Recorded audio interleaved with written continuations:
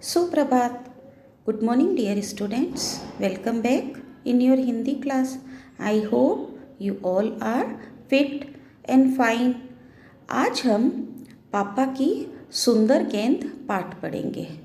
बच्चों, हमें कभी भी अपनी किसी भी सुंदर वस्तु को लेकर ना तो घमंड करना चाहिए और ना ही लालच करना चाहिए, क्योंकि इसका परिणाम अच्छा नहीं होता है।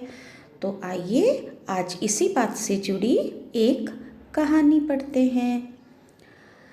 पापा जब बहुत ही छोटे थे और पावलोवो पोसाद नामक छोटे से शहर में रहते थे, एक बार उनके माता पिता ने उन्हें एक सुंदर बड़ी गेंद दी। गेंद बिल्कुल सूरज जैसी थी, बल्कि सूरज से भी अच्छी थी। उसकी तरफ एक टक देखा जा सकता था और सूरज से तो वह 4 गुनी सुंदर थी, क्योंकि वह 4 अलग अलग रंगों की थी। सूरज तो एक ही रंग का है, सो भी कहा नहीं जा सकता कि वह कौन सा है। गेंद मिठाई की गोली की तरह गुलाबी थी और चॉकलेट की तरह कत्थई। उसका ऊपरी हिस्सा आसमान की तरह नीला था और पेंदा घास की तरह हरा था। पूरे पावलोवो पोसाद में किसी ने ऐसी गेंद पहले कभी नहीं देखी थी। वह मास्को में खरीदी गई थी। मेरे ख्याल से मास्को में भी उस जैसी ज़्यादा गेंदें नहीं थी। बड़े बड़े लोग भी उसे देखने के लिए आया करते थे। गेंद सचमुच बहुत ही खूबसूरत थी और पापा को उस पर बड़ा नाज था। नाज यानी घमंड था। गेंद को लिए वह जिस तरह अकड़ कर चला करते थे, उससे तो यही लगता था कि जैसे गेंद उन्होंने ही बनाई है और इन 4 रंगों से उसे रंगा है। जब पापा अपनी खूबसूरत गेंद लेकर बाहर खेलने जाते तो चारों तरफ से लड़के दौड़े आते।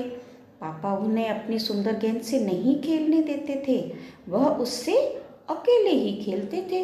लेकिन अकेले खेलने में ज़्यादा मज़ा नहीं आता ना। अकेले खेलने में ज़्यादा मज़ा तो सबके साथ खेलने में आता है। यही वजह थी कि लालची पापा दूसरे लड़कों के पास ही खेला करते थे। वह उन्हें जलाना चाहते थे। इस पर लड़कों ने कहा, हम इसके साथ नहीं खेलेंगे। पूरे 2 दिन वे पापा के साथ नहीं खेले।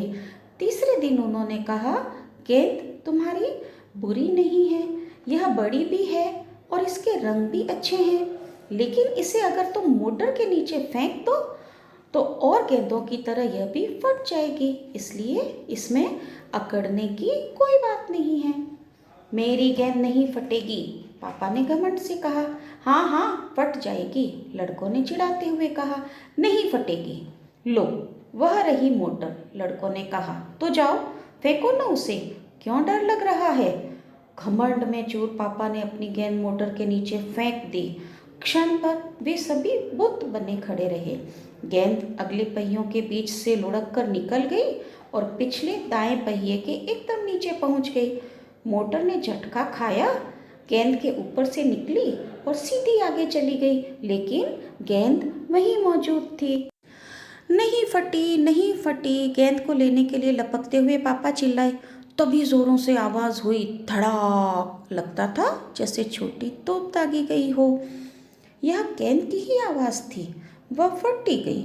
पापा भागते हुए जब वहाँ पहुँचे तो उन्हें बस रबड़ का एक मैला चीथड़ा सा ही नजर आया। वह ज़रा भी सुंदर नहीं थी।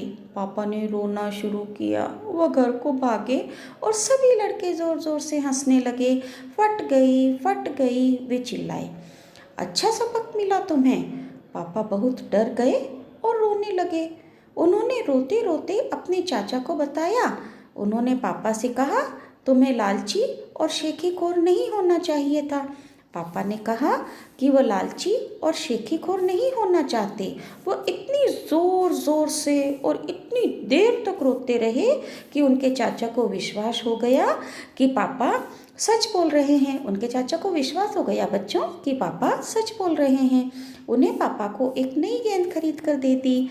यह पहली गेंद जैसी सुंदर तो नहीं थी, लेकिन गली के सभी लड़के उससे खेलते थे। हर किसी को मज़ा आया और किसी ने भी पापा को लालची नहीं कहा। तो बच्चों, इस कहानी से हमें यह शिक्षा मिलती है कि हमें अपनी किसी भी सुंदर वस्तु को देखकर न तो घमंड करना चाहिए और न लालची होना चाहिए। हमें सबके साथ मिलजुल कर रहना चाहिए।